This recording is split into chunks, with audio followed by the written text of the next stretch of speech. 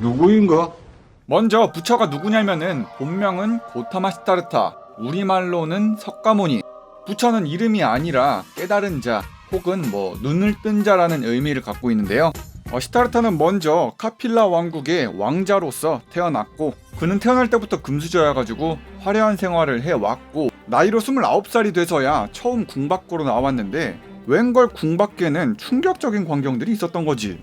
처음에는 동문으로 나가봤더니 옛날에는 힘 좀 쓰고 잘 나갈 것 같았던 전사가 한 명 있었는데, 가까이서 가보니까 이제는 늙고 병들어가지고 죽어가고 있는 거야. 근데 시타르타는 궁전에서 살 때는 특별히 늙고 힘 빠진 사람을 본 적이 없거든. 그래서 시타르타는 일단 궁전으로 돌아가. A few moments later. 그래서 그 다음날은 남문으로 가봤더니, 남문에는 몸에 이렇게 금으로 치장하고 옷도 까리하게 입고 있는 뭔가 부자 같은 사람을 봐. 근데 또 가까이서 가봤더니 그 사람은 이제 병들어가지고 앞으로 살 날이 오늘 내일 하면서 빌빌대고 있는 거야. 근데 또 이걸 봤던 시타르타는 궁전에서는 아파서 병든 사람이 없으니까 놀래가지고 다시 궁전으로 돌아가. A few moments later. 그리고 그 다음날에는 서문으로 갔어. 서문에는 원빈 뺨치게 엄청나게 잘생긴 사람이 있었는데, 이 사람은 이미 죽어가지고 시체가 되어 있었어.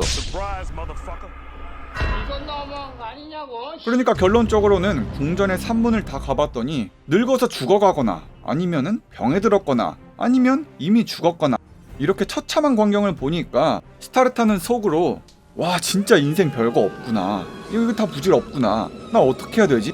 라는 고민에 빠지게 된 거야. A few 이번에는 북문으로 가보자 해서 북문으로 가봤더니 근심도 없어 보이고 고통도 없어 보이고 딱히 죽음도 무서워하는 것 같지 않아 보이는 이상한 사람이 있었어. 이 주변 사람들한테 물어보니까 그 사람은 돌을 닦는 사람이래. 불현듯 여기에 삐리 꽂혀버린 시타르타. 내 인생 여기다가 풀베팅 존버 간다 하고 아빠한테 말한 뒤에 출가를 결심하게 됩니다. 그렇게 궁전 밖을 나와서 시타르타는 계속해서 고행을 시작하는데, 굶기도 한번 해보고 머리도 한번 깎아봤다가 바늘방석 위에도 한번 앉아봤다가 불길 옆에서 그 뜨거움도 한번 견뎌도 봤는데, 그렇게 6년 동안이나 죽음을 무릅쓰고 이것저것 고행을 계속하다가 결국 어느 날 보리수나무 아래에서 자신을 현혹하던 마왕의 유혹을 이긴 뒤에 문득 깨달음을 얻었습니다. 그 이후에는 시타르타를 따르던 5명의 수행자한테 내가 깨달았던 인생의 진리를 알려줘 보니까 이게 또 제자들이 이 진리가 너무나도 멋있다고, 너무나도 괜찮다면서 엄청나게 빨아주는 겁니다. 그래서 그들은 차례로 이 가르침의 진정한 의미를 깨닫고 깨달은 자, 아라한이 되었죠. 이렇게 해서 아라한과 시타르타, 이게 곧 불교의 공동체 승가의 시작이 되었죠.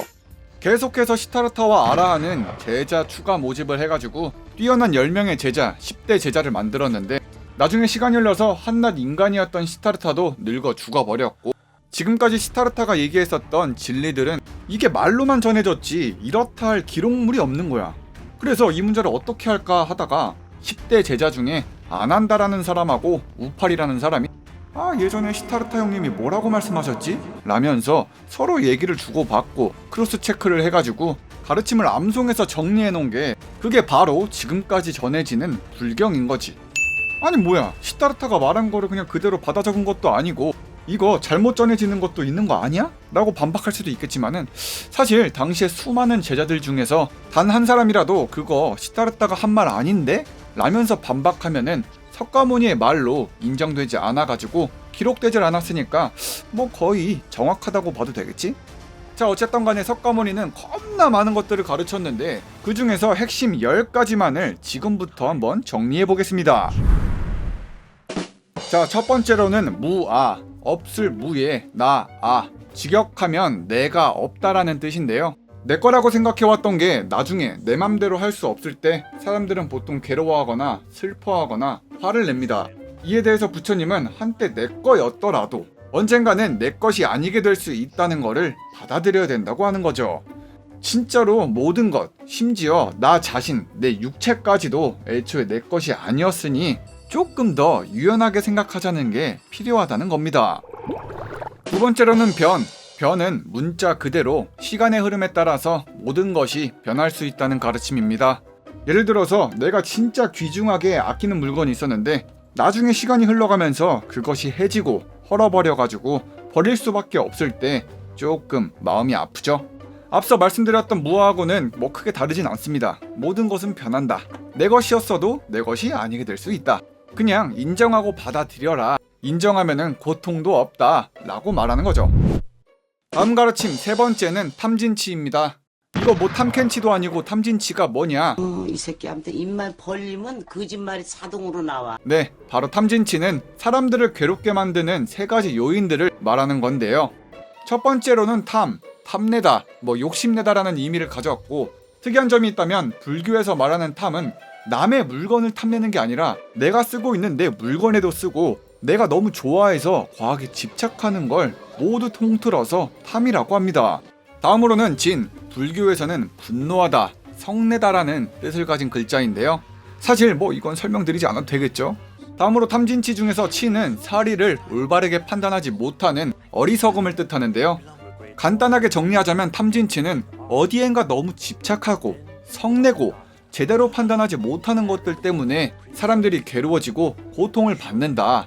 그러니까 이것들은 피해야 된다 라는 의미가 담겨 있는 겁니다.